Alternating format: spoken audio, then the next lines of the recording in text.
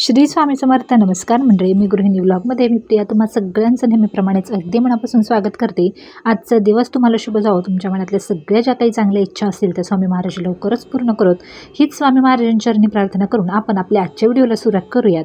पण तत्पूर्वी जर तुम्ही सुद्धा माझ्याप्रमाणे स्वामी भक्त असाल, स्वामींवरती तुमचा विश्वास असेल, श्रद्धा असेल, स्वामींच्या आशीर्वादाने तुमच्या कुटुंबात सगळं काही छान चाललेलं असेल तर नक्कीच तुम्ही आपल्या चॅनलला सबस्क्राईब करू शकता, जेणेकरून जे काही मी व्हिडिओ स्वामी महाराजांचे अपलोड करत असते ते तुम्हाला ऐकायला मिळतील, पाहायला मिळतील. तर चला जास्त वेळ न घालवता आपण आपल्या आजच्या व्हिडिओला सुरुवात करूयात. आणि आजचा व्हिडिओ जर तुम्हाला आवडला तर व्हिडिओला एक लाईक करा, आपल्या कमेंटमध्ये श्री स्वामी समर्थ लिहायला विसरू नका आणि तुमच्या मित्रमैत्रिणींना देखील शेअर करा.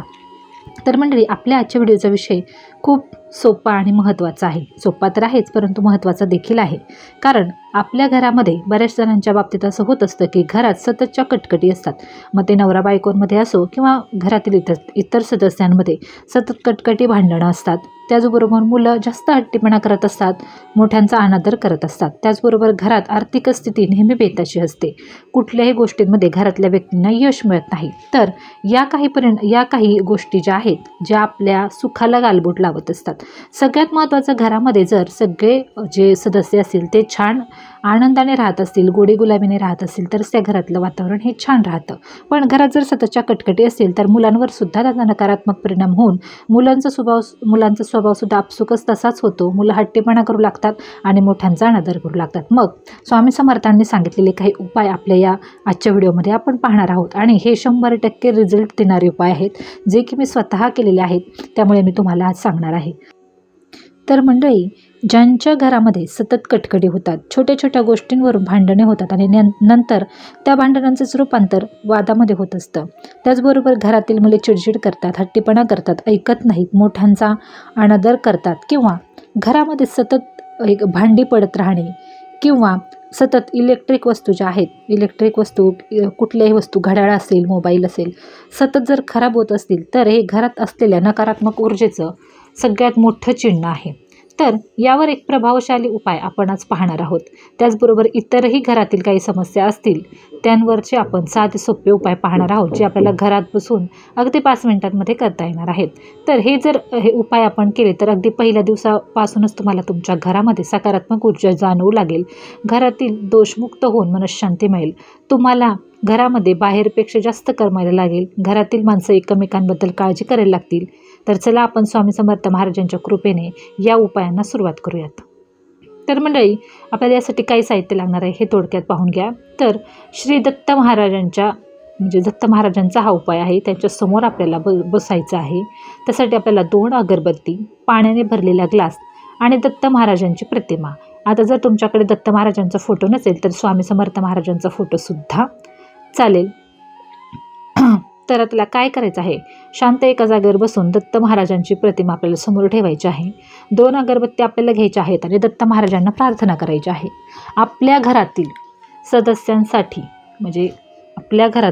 सदस्यांसाठी शांततेची प्रार्थना त्यांना करायची आहे.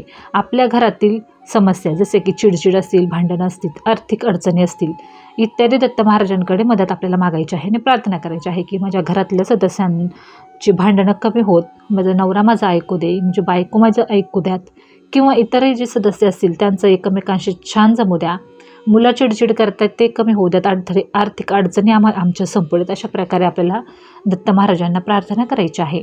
आणि शांतपणे आपल्याला श्री गुरुदेव दत्त या मंत्राचा किमान 11 वेळा जप करायचा आहे. त्याचबरोबर श्री स्वामी समर्थ या मंत्राचा सुद्धा आपल्याला 11 वेळा जप करायचा आहे. आणि जप करत असतानाच आपल्याला 1 ग्लास पाणी घ्यायचं आहे आणि जप करत करत आपल्याला त्या पाण्याकडे पाहायचं आहे. जप करताना जेव्हा अगरबत्ती तुम्ही पेटवाल तेव्हाच पाण्याचा ग्लास आपल्याला सोबत घ्यायचा आहे, जे की मी सांगायला विसरले. तर अगरबत्ती 2 पेटवा, पाण्याचा ग्लास घ्या आणि श्री गुरुदेव दत्त, श्री स्वामी समर्थ असे मंत्र म्हणत असताना तुम्हाला एकटक त्या पाण्याकडे पाहायचं आहे. जोपर्यंत अगरबत्ती संपत नाही तोपर्यंत तुम्ही जप करू शकता. परंतु जर तुम्हाला वेळ नसेल तर 11 वेळा तरी किमान जप करा. पण अगरबत्ती संपेपर्यंत जप केलं तर त्याचा प्रभाव खूप लवकर दिसून येणार आहे. आणि जप पूर्ण झाल्यानंतर आपल्याला ग्लासमधील पाण्यावरती फुंकर मारायची आहे. लक्षात घ्या, जप पूर्ण झाल्यानंतर जे ग्लासभर पाणी आपण ज्याच्याकडे एकटक पाहून आपण म्हणजे अभिमंत्रित केलेलं आहे थोडक्यात. ते पाणी आपल्या समस्या त्या पाण्याला सांगितलेल्या आहेत आणि पाण्यामध्ये सगळ्यात जास्त शक्ती असते. त्यामुळे आपल्याला त्या ग्लासमधील पाण्यावरती फुंकर मारायची आहे आणि थोडीशी अगरबत्तीची जी विभूती आहे ती त्या पाण्यामध्ये टाकायची आहे आणि हे सर्व पाणी आपण घरातल्या सगळ्या लोकांना किमान एक घोट तरी प्यायला द्यायचं आहे. जर तुमच्या घरातले काही सदस्य हे पाणी पित नसतील तर ज्या कुठल्या माठात म्हणा, हंड्यात वगैरे म्हणा तुम्ही रोज प्यायचं पाणी भरता, तर त्या पिण्याच्या पाण्यामध्ये तुम्हाला हे पाणी मिक्स करायचं आहे, जेणेकरून घरातल्या सगळ्या माणसांच्या पोटामध्ये एक घोट तरी हे पाणी जाईल. आणि हा उपाय तुम्हाला सलग 21 दिवस करायचा आहे. तर हा उपाय जर तुम्ही केला तर तुमच्या घरातले 90% प्रॉब्लेम तुम्हाला कमी झालेले दिसणार आहे. तर हा उपाय तुम्ही कधी करू शकता, तर तो उपाय तुम्ही जसं तुम्हाला वेळ मिळेल तसं सकाळी किंवा संध्याकाळी तुम्ही हा करू शकता. तुम्ही दत्त महाराजांची आरती किंवा स्तोत्र देखील वाचू शकता. तुम्ही जर हा उपाय पूर्ण श्रद्धेने, भक्तीने केला तर नक्कीच तुम्हाला त्याचे चांगले परिणाम दिसणार आहे. तर या उपायांनी आपल्या घरामध्ये काय काय चांगले परिणाम होतात हे तुम्हाला सांगते मी. घरातील वातावरण शांत आणि प्रसन्न बनते. दत्त महाराजांचे, स्वामी महाराजांचे नामस्मरण ज्या घरामध्ये होते ना, त्या घरातील नकारात्मक ऊर्जा दूर होत असते आणि सकारात्मक ऊर्जा निर्माण होत असते. दत्त उपासनेमुळे घरातील सदस्यांमधील वाद आणि कलह कमी होतात आणि प्रेम आणि बंधुभाव वाढतो. त्याचबरोबर मुलेसुद्धा शांत आणि शिस्तप्रिय बनतात. त्याचबरोबर दत्त महाराज धन आणि समृद्धीचे देवता मानले जातात. दत्त महाराजांच्या उपासनेमुळे आपल्या आर्थिक अडचणी दूर होतात, आर्थिक प्रगती आपली होत असते. त्याचबरोबर दत्त महाराजांच्या उपासनेमुळे घरातील वाईट शक्ती आणि नकारात्मक ऊर्जा देखील दूर होते. नजर दोष आणि वाईट शक्तींपासून आपल्याला संरक्षण मिळत असते. एक प्रकारचं आपल्याभोवती कवच तयार झालेलं असतं. आरोग्यसुद्धा आपलं सुधारतं, म्हणजे शारीरिक आणि मानसिक आरोग्य आपलं सुधारतं आणि रोग आणि त्रासांपासून देखील आपल्याला मुक्ती मिळत असते. त्याचबरोबर दत्त महाराजांच्या उपासनेमुळे दत्त महाराज जे आहेत आपल्या भक्ताच्या संपूर्ण इच्छा पूर्ण करत असतात आणि त्यातूनच आपल्याला मनःशांती आणि आनंद मिळत असतो. तर आपल्याला अजूनसुद्धा काही असे सोपे उपाय आहेत जे आपल्याला घरात करता येण्याजोगे आहेत, की घरातल्या समस्या असतील, निगेटिव्हिटी असेल, नवरा बायकोंची भांडणं असतील तर ते कमी होणार आहे. तर काय करायचं आपल्याला, सकाळ संध्याकाळ तुळशीजवळ आणि देवघरात नित्यनियमाने दिवा लावायचा आहे. दिवा प्रज्वलित करायचंच आहे. या गोष्टीसुद्धा नकारात्मक ज्या शक्ती असतात त्यांपासून आपल्याला दूर ठेवतात. त्याचबरोबर आपल्याला दीप प्रज्वलित केल्यानंतर आपल्याला तारक मंत्र 11 वेळा म्हणायचं आहे. सकाळी असो, संध्याकाळी असो, नियमित ठेवा. तुम्हाला जर स्वामींची नित्यसेवा करणं जमत नसेल तर या गोष्टी तुम्ही करून पहा. तुमच्या घरातील ज्या वाईट शक्ती असतात आणि नकारात्मक असते ना, नकारात्मक ऊर्जा असते ना, ती सगळी दूर झालेली तुम्हाला दिसणार आहे. त्याचबरोबर आपल्या घरामध्ये रोज नियमितपणे कालभैरव अष्टक हे 3 वेळा आपल्याला किमान म्हणायचं आहे. जर तुम्हाला म्हणता येत नसेल तर मोबाईलवरती तुम्ही लावू शकता कंटिन्यू अर्धा 1 तास कितीही वेळ. त्याचबरोबर घरामध्ये आपल्याला नियमितपणे धूप आणि कापूर किंवा लवंग यांचा धूर आपल्याला नियमितपणे करायचा आहे. त्याचबरोबर गायत्री मंत्राचा जप आपल्या घरामध्ये कंटिन्यू ठेवायचा आहे. तोंडाने म्हणणार नसाल तर ऑडिओ लावून, मोबाईलमध्ये लावून सुद्धा चालेल. हनुमान चालीसा असेल, रामरक्षा स्तोत्र असेल, या गोष्टी आपल्या घरामध्ये नेहमीच झाल्या पाहिजेत. यामुळे ज्या वाईट शक्ती असतात आपल्या घरातील किंवा नकारात्मक ऊर्जा असते किंवा काही कोणी नजर लावलेली असेल आपल्या घराला, करणी बाधा असेल तर त्या गोष्टी दूर होत असतात. त्याचबरोबर गायत्री मंत्राचा जप आपल्या घरात झाले, हनुमान चालीसा झाले. त्याचबरोबर आपल्याला किमान प्रत्येक गुरुवारी दत्त महाराजांची कुठलीही सेवा करायची आहे. जे तुम्हाला शक्य असेल ना तर दत्त महाराजांच्या मंदिरात खडीसाखर, नारळ वगैरे घेऊन जाऊ शकता.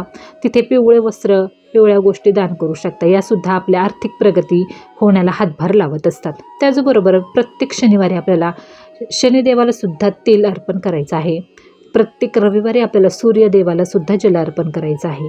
त्याचबरोबर प्रत्येक अमावस्या आणि पौर्णिमेला आपल्याला पितरांसाठी काहीतरी उपाय करायचे आहे. जसं की तुम्ही दही भात तुमच्या टेरेसवर नेऊन ठेवू शकता, त्याच्यावरती काळे तेल घालायला विसरू नका. तर या सगळ्या उपायांचा परिणाम आपल्याला किती दिवसात दिसेल असं प्रत्येकाचे असते. तर आपल्याला 3 दिवसांमध्ये आपल्या घरातील वातावरण थोडंसं प्रसन्न होऊ लागेल, चिडचिड कमी होईल आणि मुलं थोडं ऐकायला लागतील. 21 दिवसांमध्ये घरातील वातावरणात लक्षणीय बदल झालेले तुम्हाला दिसून येतील. भांडणं घरातील कमी होतील, मुलांचा हट्टीपणा मुलं कमी करतील आणि नवरासुद्धा आपलं शांत व्हायला मदत होईल.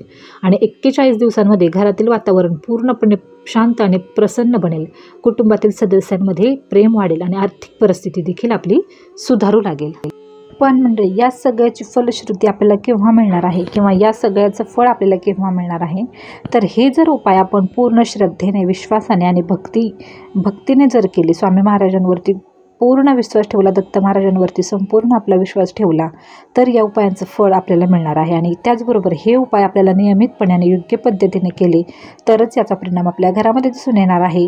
आपलं कर्म आणि आपलं प्रयत्न आपल्याला फलश्रुती मिळवण्यासाठी खूप महत्त्वाचे असतात. म्हणजे फक्त आपण करायचं म्हणून आता मी सांगितलं त्यामुळे जर तुम्ही हे उपाय करणार असाल तर त्याचं फळ तुम्हाला मिळेल असं मी सांगू शकत नाही. पण तुमच्या मनात श्रद्धा, भक्ती असेल, खरंच तुमच्या आयुष्यामध्ये अडीअडचणी असतील आणि जर तुम्ही खूप श्रद्धेने, मनोभावे जर या सेवा किंवा हे उपाय करत असाल तर याचा नक्कीच काहीतरी सकारात्मक परिणाम तुमच्या आयुष्यामध्ये दिसणार आहे. माझ्याही बाबतीत हे आमच्या घरामध्ये कंटिन्यू चालू असतात हे उपाय, जे की मी आत्ता तुम्हाला व्हिडिओमध्ये सांगितलं.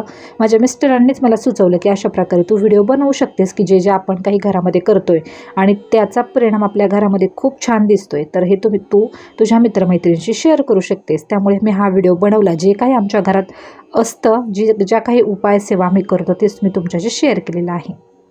आणि मंडळी, खरंच जर तुमचा विश्वास, श्रद्धा असेल, मनापासून जर तुम्ही ह्या गोष्टी करत असाल तर नक्कीच तुम्हाला खूप छान परिणाम दिसून येणार आहे. तुमची श्रद्धा असेल तर तुम्ही नक्की करू शकता. नवरा बायकोंमधली भांडणं 100% कमी होतात. खूप चिडचिड स्वभाव होता माझ्या मिस्टरांचा, मी तुम्हाला याआधीसुद्धा सांगितलेलं आहे. पण आता त्यांच्या स्वभावामध्ये खूप सारा फरक पडलेला आहे. म्हणजे आता एकेकाळी मला असं वाटत होतं की आमचं नातं टिकेल की नाही, पण आता खूप वेगळं वातावरण आमच्या घरामध्ये आहे. सासूबाई आहेत माझ्या घरामध्ये, मिस्टर आहेत.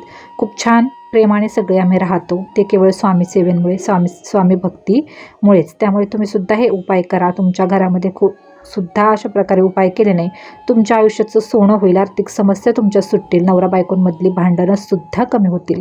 फक्त पूर्ण श्रद्धेने आणि मनापासून हे उपाय करा. स्वामींना स्मरून, स्वामींच्या साक्षीने हे उपाय करा. स्वामींना सांगून, स्वामींशी बोलून हे उपाय करा. नक्कीच त्याचा छान परिणाम तुम्हाला दिसून येणार आहे. तर पुन्हा भेटूयात पुढच्या व्हिडिओमध्ये. तोपर्यंत सगळ्यांना श्री स्वामी समर्थ.